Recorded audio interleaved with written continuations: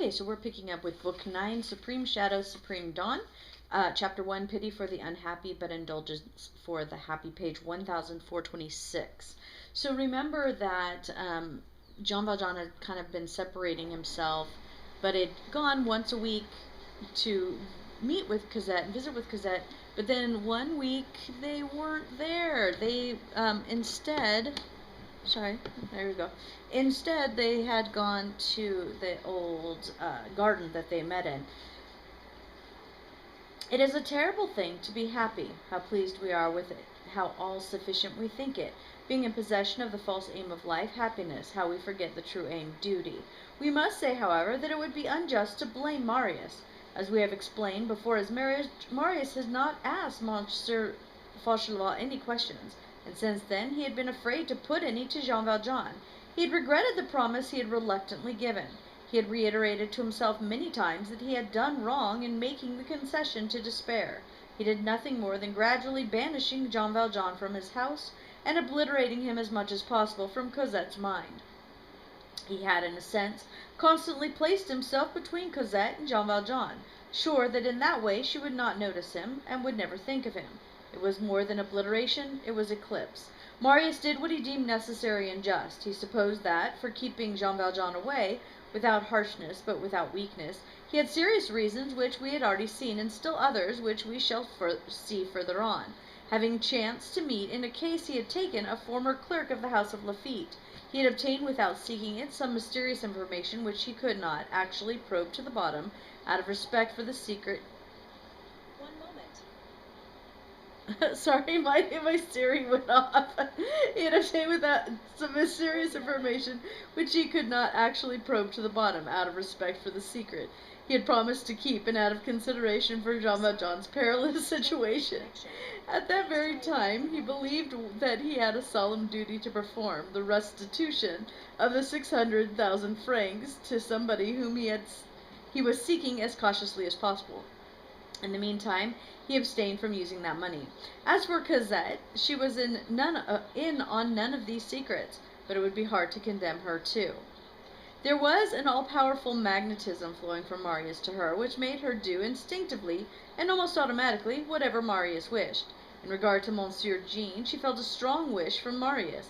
She conformed to it. Her husband had had nothing to say to her. She felt the vague but clear pressure of his unspoken wishes, and obeyed blindly.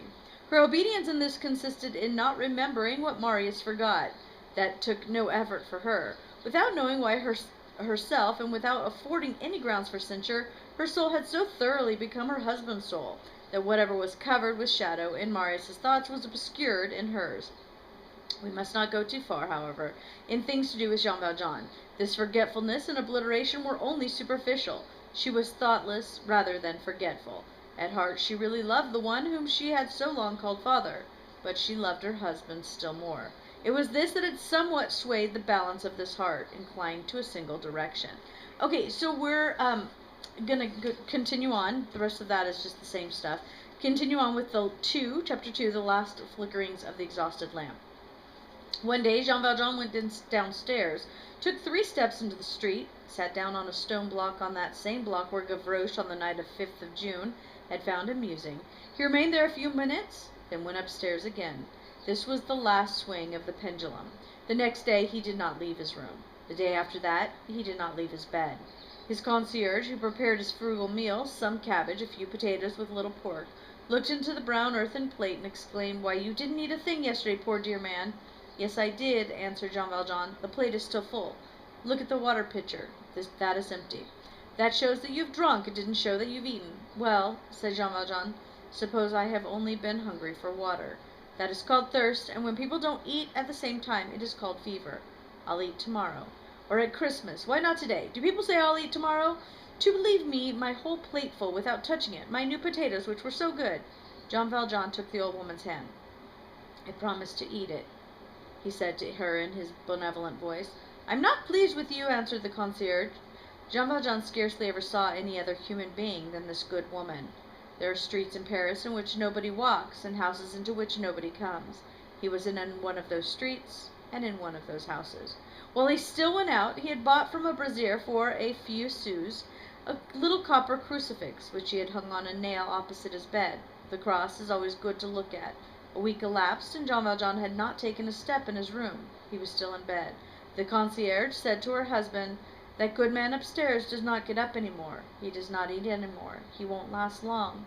He has trouble, he has. Nobody can get it out of my head that his daughter has made a bad match."